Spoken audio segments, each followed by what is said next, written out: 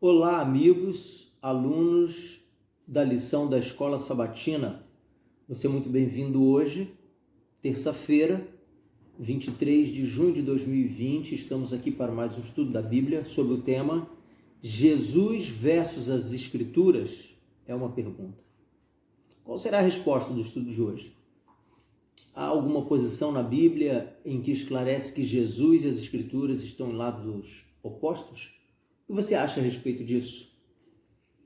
A verdade é, em muitos pontos da história, Jesus foi colocado por seres humanos, não por si próprio em momento algum, como alguém que estava em posição adversa, contrária, oposta da Bíblia. Mas será que isso é verdade? Jesus mesmo se defende, e a defesa dele está no livro de João, no capítulo 5. Eu peço você para abrir a sua Bíblia. No capítulo 5 de João, a partir do verso 45, nós vamos ler apenas 3 versículos, 45, 46 e 47. Veja bem o que Jesus diz a respeito dele estar alinhado ou não com a palavra profética. Diz assim o texto: não pensei que eu vos acusarei perante o Pai. Quem vos acusa é Moisés, em quem tende firmado a vossa confiança. Porque se, de fato, cresceis em Moisés, também creríeis em mim, porquanto ele escreveu a meu respeito. E o verso 47, se, porém, não credes nos seus escritos, como crereis nas minhas palavras? Jesus Cristo se defende aqui de uma forma extraordinária de estar falando contra os escritos de Moisés, quando na verdade ele diz que quem os acusa, ou seja, seus contemporâneos, judeus, fariseus especialmente, são os escritos de Moisés. E de verdade, os escritos de Moisés estão ali, por essa época da história do mundo, guardando a validade da lei sanitária, da lei cerimonial, da lei moral e da lei civil. E nós entendemos que pela morte de Jesus Cristo na cruz, o Cordeiro Perfeito de Deus, então a lei cerimonial deixou de ser necessária e a lei civil foi adaptada com o tempo para a realidade do povo judeu. A lei moral, ela permanece, segue válida, segundo a própria palavra de Deus, e a lei sanitária, ela foi também aperfeiçoada de alguma forma para garantir um melhor estado de saúde física do povo. Então Jesus diz, olha, eu não tenho nada que acusar vocês. Na verdade, quem acusa vocês são os escritos de Moisés. Mas vocês não creem em Moisés porque ele está os acusando dos seus erros. E se vocês não creem nele, ele fala de mim, como vocês vão crer nas palavras que eu falo? E Jesus, dessa forma, se defendeu de forma muito sábia. A lição da Escola Sabatina, ela tece o seguinte comentário para a gente.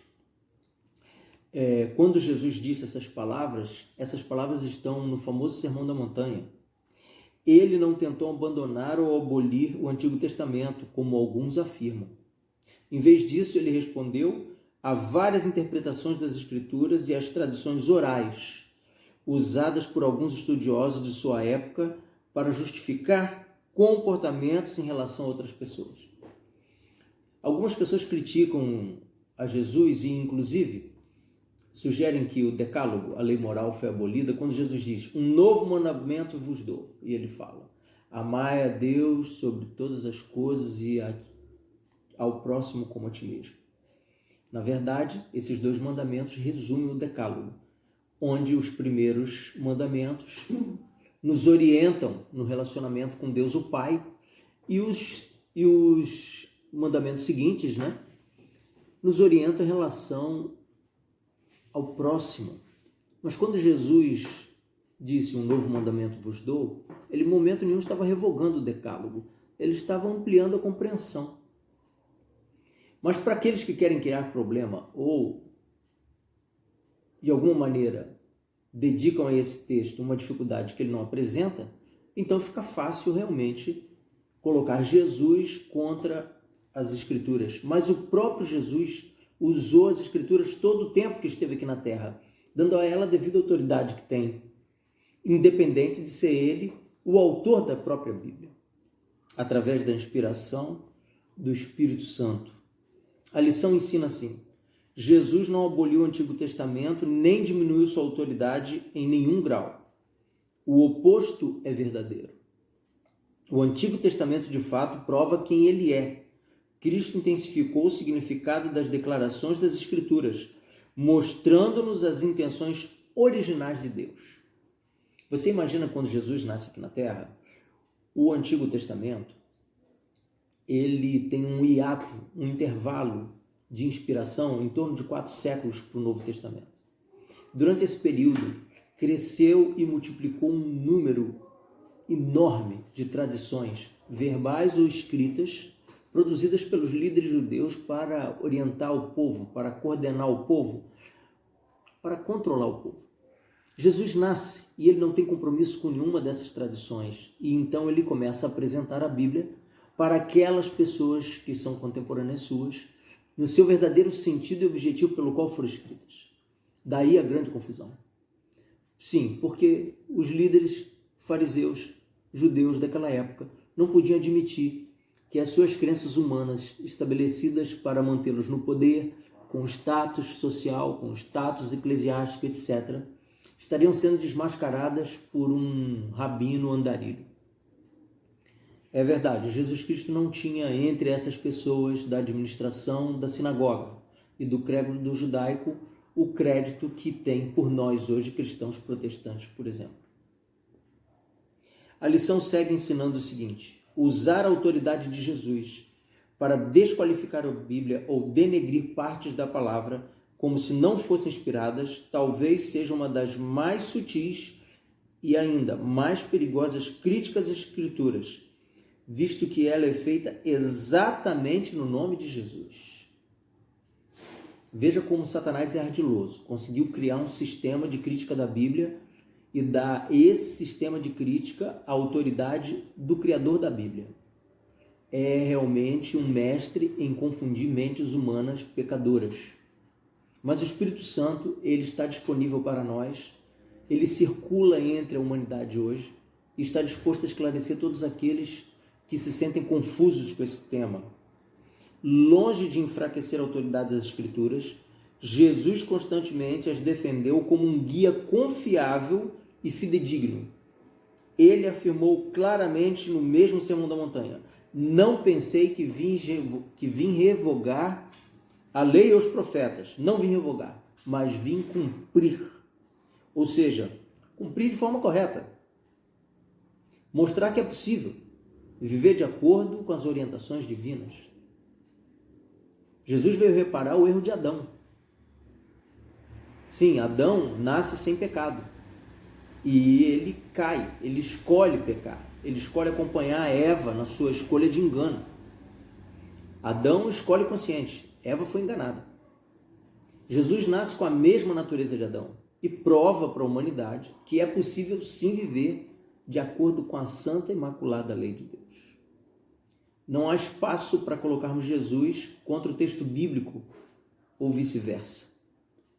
Na verdade, o texto bíblico é um registro da história de Jesus e o Antigo Testamento é um conjunto de profecias de que o Messias viria para resgatar aqueles que crescem no seu sacrifício na cruz do Calvário. Em seguida, ele disse que todo aquele, pois, que violar um destes mandamentos, posto que dos menores, é assim ensinar aos homens, será considerado mínimo no reino dos céus. Veja como Jesus deu importância extraordinária ao texto bíblico e proibiu, confirmou que a Bíblia não pode nem deve ser alterada por ser humano algum, correndo em risco de perder a sua salvação. Existem alguns comentários peculiares para a lição de hoje, e um deles a respeito de Martinho Lutero. Martinho Lutero, ele foi um homem que defendeu a autoridade, a pessoa de Jesus Cristo acima da Bíblia em todos os momentos. Então as palavras de Jesus para ele poderiam revogar qualquer ensinamento da Bíblia, que ele se sentiria muito à vontade com isso. O fato de Martinho Lutero pensar e agir dessa forma não contrapôs o escrito bíblico nas palavras de Jesus, nem tampouco criou uma inimizade entre Jesus e a palavra escrita. Mas Jesus Cristo mesmo, inspirando João, ele deu-nos uma orientação a respeito do que era importante para que eu e você hoje possamos olhar não só a figura de Jesus, o Filho de Deus, mas o conjunto de livros que foram escritos na Bíblia. Abra sua Bíblia no livro de João também, no capítulo 7, no verso 38. Nós temos aqui um texto que nos dá luz sobre essa questão. Diz assim, olha, João capítulo 7, verso 38. Quem crê em mim, como diz a Escritura, do seu interior fluirão rios de água viva. Eu e você precisamos ter clareza em uma coisa. Estamos vivendo o fim das histórias, dos dias, das profecias, das famílias, dos países, das nações, deste mundo. O inimigo é derrotado na cruz do Calvário. O que ele puder fazer para criar confusão e engano na mente de seres humanos, pecadores como eu e você, ele fará.